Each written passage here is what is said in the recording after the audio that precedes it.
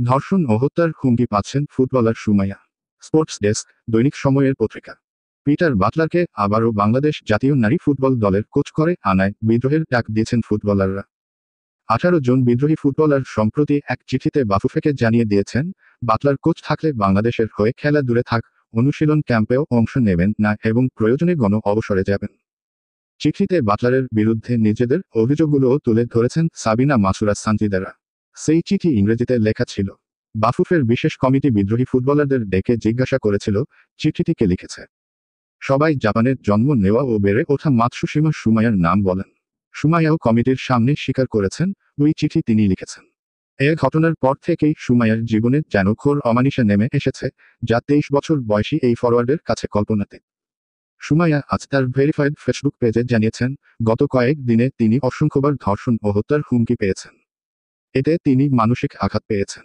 Facebook স্ট্যাটাসের শুরুতেই সালাম জানিয়ে সুমাইয়া লিখেছেন, আমার নাম মাতসুশিমা সুমাইয়া।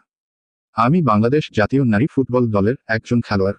ইংরেজি মাধ্যমের শিক্ষার্থী হিসেবে আন্তঃস্কুল প্রতিযোগিতা থেকে শুরু করে মালদ্বীপে লিগ খেলা এবং বাংলাদেশের হয়ে 2024 সাফ নারী ফুটবল চ্যাম্পিয়নশিপ জেতা পর্যন্ত যাত্রাটা আমার কাছে অম্লমধুর ছিল।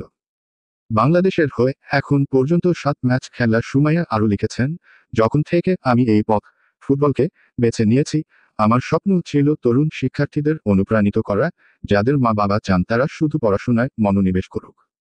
আমি দেখাতে চেয়েছিলাম, খেলার প্রতি আবেগ এবং নিবেদন সব প্রতিবন্ধকতা ভেঙে দিতে পারে। এখন এটা ভেবে আমার অনুতাপই হচ্ছে আমার শিক্ষা, আমার পরিবার, আমার ঈদ, সবকিছু এমন একটি দেশের সেবা করার জন্য, যে দেশ আমাদের লড়াইয়ের প্রশংসা করতে জানে না। স্ট্যাটাসের পরের অংশে হুমকি পাওয়ার বিষয়টি জানিয়েছেন সুমাইয়া, ফুটবল খেলার জন্য আমি আমার মা বাবার সঙ্গে লড়াই করেছি, শুধু এই বিশ্বাসে যে আমার দেশ আমার পাশে দাঁড়াবে। কিন্তু বাস্তবতা ভিন্ন। সত্যিকার অর্থে কেউই একজন ক্রীড়াবিদের মানসিক স্বাস্থ্য নিয়ে চিন্তা করে না। আমরা যে পরিস্থিতির মধ্য দিয়ে গিয়েছি, সেই পরিস্থিতি সম্পর্কে আমার এবং সতীর্থদের জন্য ইংরেজিতে একটি চিঠি লেখার ন্যূনতম সামর্থ্য আমার আছে। কয়েক দিন ধরে আমি অসংখ্যবার মৃত্যু ও ধর্ষণের হুমকি পেয়েছি। হুমকিতে ব্যবহৃত শব্দগুলো আমাকে এমনভাবে ভেঙে দিয়েছে, যা আমি কল্পনাও করিনি। সুমাইয়াকে কারা হুমকি দিচ্ছেন, কিভাবে দিচ্ছেন, সে ব্যাপারে ফেসবুক স্ট্যাটাসে কিছু লেখেননি তিনি। নিজের মানসিক অবস্থা বোঝাতে সুমাইয়া স্ট্যাটাসের শেষে লিখেছেন, আমি জানি না, এই মানসিক বিপর্যস্ত অবস্থা কাটিয়ে উঠতে আমার কত সময় লাগবে। তবে এটা বলতে চাই, শুধু তাদের স্বপ্ন অনুসরণ করার জন্য আর কাউকে যেন এর মধ্য দিয়ে যেতে না হয়।